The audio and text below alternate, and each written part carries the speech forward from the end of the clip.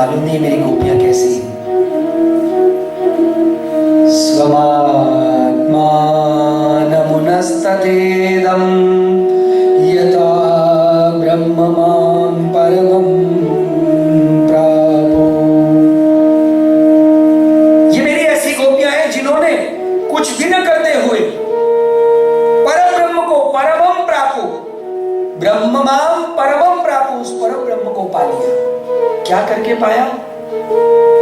आग चाहिए, ऐसा प्रेम जिसके लिए उनको कोई समाधि न करनी पड़ी। और इसीलिए तुम्हारी गोपियों ने भी कहा ना है कि प्रीत करे काहू न सूख लयो। ये हम जानते हैं, प्रीत पतंग करी दीपक सो आप ही प्राण दयो, अलिसुत प्रीत करी जल सुत सो।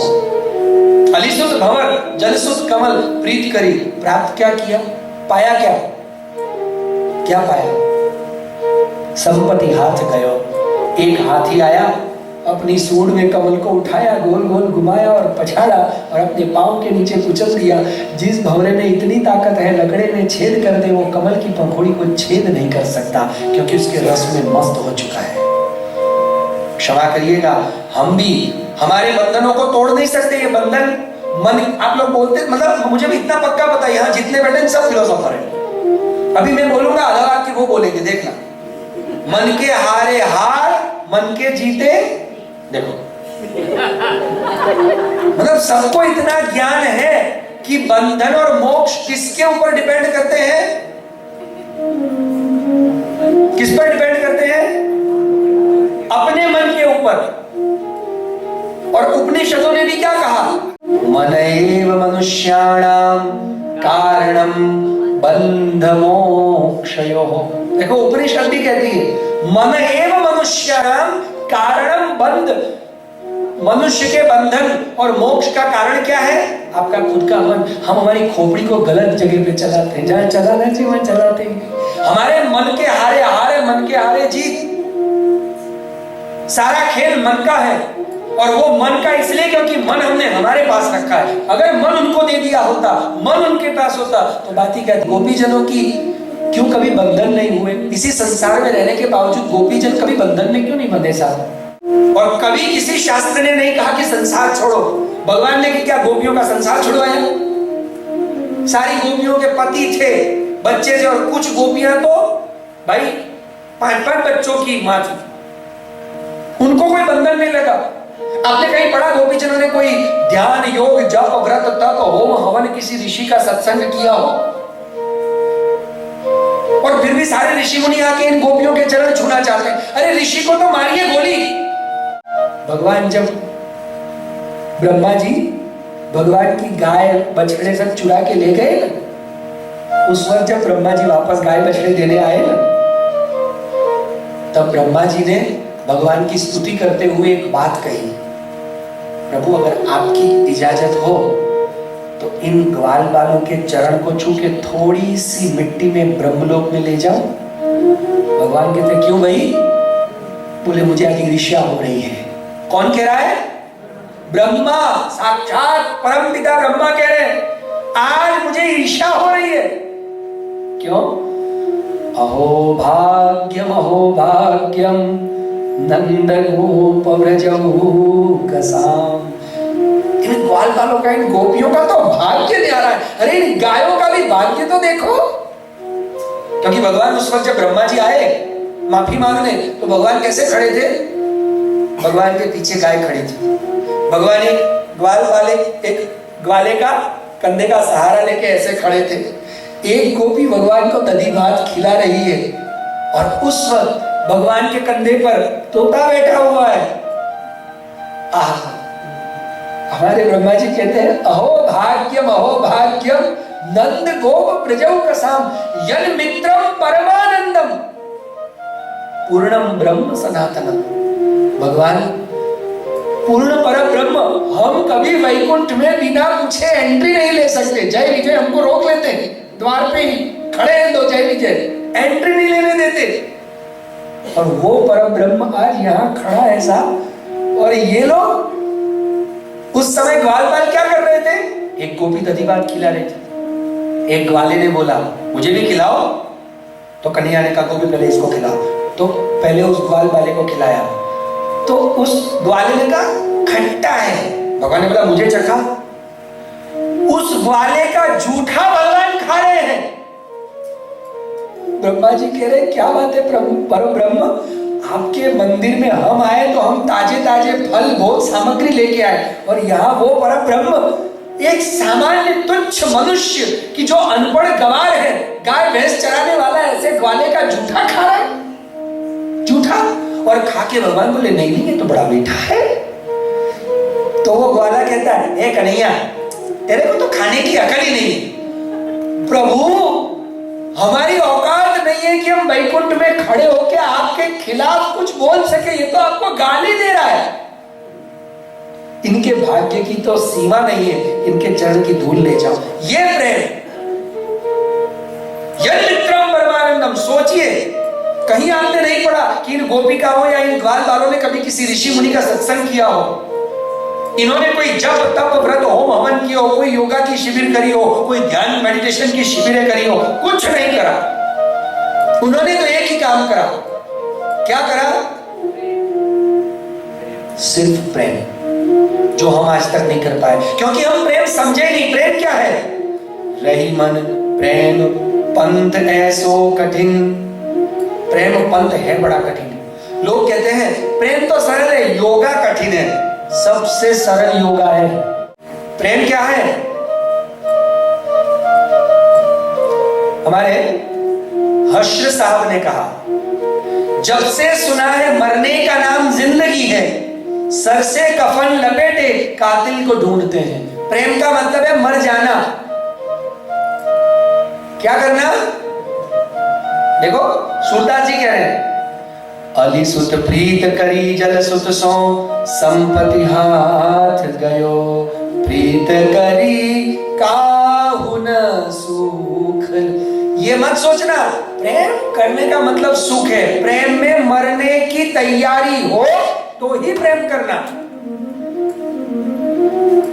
इतना ही नहीं, सारंग प्रीत करी जो नाद सो। सारंग मतलब हिरण। हिरण को किससे प्रेम हो गया? नाद मतलब संगीत। जब अच्छा संगीत गाया जाएगा ना, कहीं से भी हिरण भागता हुआ आ जाएगा। हिरण को मालूम है, और ऐसा नहीं कि हिरण को मालूम नहीं, हिरण को मालूम है। क्या मालूम है? इसलिए आपने कभी शिकार, हिरण का शिकार करते हुए लोगों को नहीं सुना होगा। हिरण का शिकार करने के टाइम संगीत बजाया जाता है। बजाया जाता है ना? क्यों? क्योंकि संगीत बजाने से हिरण आता है, और जैसे ही हिरण आया, हिरण अपनी सुध बुध खो बैठता है, और खोते ही सीधा उसके ऊपर बाण चल जाता है, अपने प्राण गंवा देता है। इसलिए हमारे सूरदास जी कहते हैं, सारंग प्रीत करी जो नाद सो, सन्मुख बाण गयो। सन्मुख बाण, छाती में बाण झेलता है, पर वो हटता नहीं है। बोले तो बाण मार, गला काट ले, पर मैं संगीत छोड़ूंगा। हमारी दशा ऐसी है। चाहे प्रभु को हमने कभी कहा तुम चाहे हमसे प्यार करो या ठुकराओ, हम तो हैं तेरे दीवानों में, तू हमें अपना बनाए चाहे ना बनाए, मत समझ बेगानों में। मरने से हमें कोई गम नहीं, पर जीते हैं एक हसरत में, भूले से कहीं नाम हमारा आ जाए तेरे अवसर में। साहब मर जाए अभी के अभी, अगर तू प्रसन्न होता हो। हमें मालूम है तू कष्ट दे, दुख दे, कुछ भी दे, पर मैं तुझे छोड़ूंगा। देखिए वापस भागवत की कथा याद आ जाती है, क्योंकि मेरे पास प्रमाण, लौकिक प्रमाण है ही नहीं। सारे एग्जाम्पल शास्त्र में ही मौजूद है। हमने कभी शास्त्र को इस दृष्टि से देखा नहीं। यशोदा जी मक्खन के लिए जब कन्हैया को बांधना चाहती थी ना, तो उनके पीछे पीछे भाग रही थी, कन्हैया हाथ में नहीं आ रहे थे। तो यशोदा जी ने कहा, देख कन्हैया, आज है ना तूने मुझे बहुत सताया है। आज सारी दासियां छुट्टी पर गई है, क्योंकि गौरियों के व्रत चल रहे थे, तो सारी इनकी 10,000 नौकरानियां गौरी के व्रत करने गई। घर में कोई था ही नहीं, आज अकेली यशोदा जी थी। आज घर में एक तो एक भी दासी नौकरानी नहीं, नंद बाबा भी घर में नहीं है, घर में इतना सारा काम पड़ा है, और आज तूने मुझे बड़ा सताया है। पर याद रखना, कुछ भी कर ले मैं तुझे छोड़ूंगी नहीं। भगवान कहते हैं क्या बात है, मैं कितने ही कष्ट दूं, कितना ही मारूं कूटूं, पर जो मुझे छोड़ने को तैयार नहीं है, चल मैं अब उससे बंध जाता हूं। भगवान उससे ही बनता है जो उसको छोड़ता नहीं। कुछ भी कर लो, गला काट ले। और इसीलिए हमारे दादूराम जी ने कहा, जब लगी शीशन सौंपिए तब लगी शक न होय। क्या सौंपना पड़ेगा? हमने सौंपा। शीश सौंपने का मतलब गला काटना नहीं है। ये मत सोचना कि तलवार लेके काट दिया, लफड़ा नया करोगे। दादूराम जी कहते हैं, जब लगी शीशन सौंपिए तब लगी शकन होय, आशिक मरने ना डरे पिए पियाला सोय। अर्थात हम भगवान को पैसा देते हैं, देते हो? देते हो कि नहीं देते हो? बोलो, देते हो। कपड़ा देते हो, फल देते हो, लड्डू देते हो, मन सौंपा? सौंपना क्या था, वही नहीं सौंपा। शीश सौंपने का मतलब क्या होता है? अहंकार अहंकार छोड़ दो, ये सब बड़ी मतलब सुनी सुनाई रटी रटाई बातें। शीश सौंपने का मतलब है चॉइसलेस हो जाना। तुम जिस हाल में रखो वो हाल अच्छा। तुम जीने को कहो तो जिए, तुम मरने को कहो तो अभी मर जाए, कोई चॉइस नहीं। न हम शास्त्र सोचेंगे न हम पाप सोचेंगे। अर्जुन ने शीश सौंपा और तब भगवान ने कहा, जब कर्ण रथ के नीचे खड़ा था, रथ के नीचे खड़ा था ना, अपना रथ निकाल रहा था, तो भगवान ने क्या कहा, अर्जुन बाण चलाओ। अर्जुन ने उस वक्त 18 अध्याय की गीता होने के पहले अर्जुन जो बेकार के सवाल कर रहे थे, भगवान पाप नहीं लगेगा? शास्त्र में इसको क्या कहा गया है? ये गलत बात है। सब मर जाएंगे तो हम क्या करेंगे, किसके लिए? बहुत सारे बकवास सवाल कर रहा था अर्जुन। सारे सवालों के जवाब करने वाला अर्जुन सवाल जवाब करके खत्म हो गए। आज उसने शीश सौंप दिया, भगवान ने कहा बाण चलाओ। उसने अभी ये नहीं पूछा कि भगवान ये शास्त्र सम्मत है कि विरुद्ध है, धर्म है कि अधर्म है, इसको मारना सही है कि गलत, पाप लगेगा कुछ नहीं, बाण चलाना चला खत्म, मर जाए तो भी मुझे कोई प्रॉब्लम नहीं, पाप लगेगा ही नहीं। अब वो जाने, मेरे मन की मैं जानू, तेरे मन की तू, अब मैं क्या जानू? इस प्रकार प्रेम का अर्थ है सबसे पहले शीश सौंपना।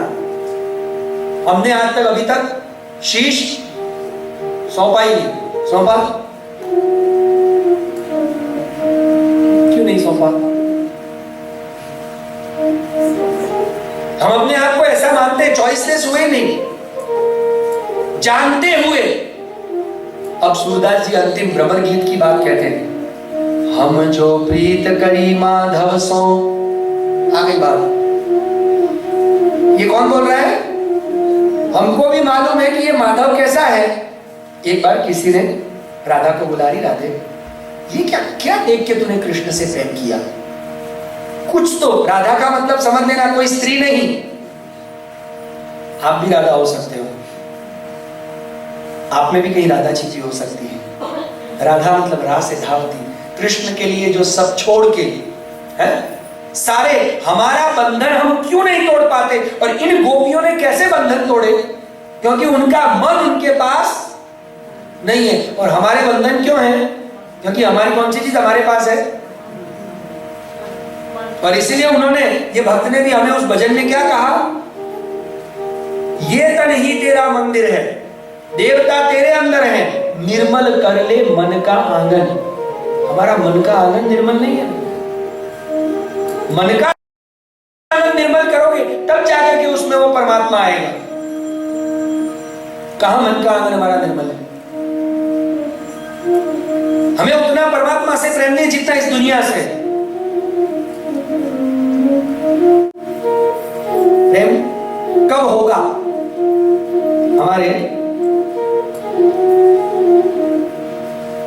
जफर मीर शायर कहते हैं, न हम कुछ हंस के सीखे हैं, न हम कुछ रो के सीखे हैं, न हम कुछ हंस के सीखे हैं, न हम कुछ रो के सीखे हैं, जो थोड़ा सा सीखे हैं किसी के हो के सीखे। न हम कुछ हंस के सीखे हैं, न हम कुछ रो के सीखे हैं, जो थोड़ा सा सीखे हैं किसी का हो जाना। और देखो गोपियों ने करा। हमारे सूरदास जी कहते हैं, कान भय कानमय ही हमें न जानी पर कान है कि प्राण है। कान भय प्राणमय, हमारे जो प्राण है वो किसके अंदर मय हो गए, मय मतलब लीन। कान भय प्राणमय, हमारे जो प्राण है वो कृष्णमय हो गए। प्राण भय कानमय, हमारे प्राण कृष्ण में लगे। और हमारे कृष्ण कहाँ आके लगे, मतलब यहाँ के अटक गए, सांस नहीं ली जाती है अगर वो ना दिखे तो। कान भय प्राणमय कानमय ही हमें न जानी पर प्राण है कि कान है। पता ही नहीं चलता अंदर कृष्ण चल रहा है कि प्राण चल रहा है।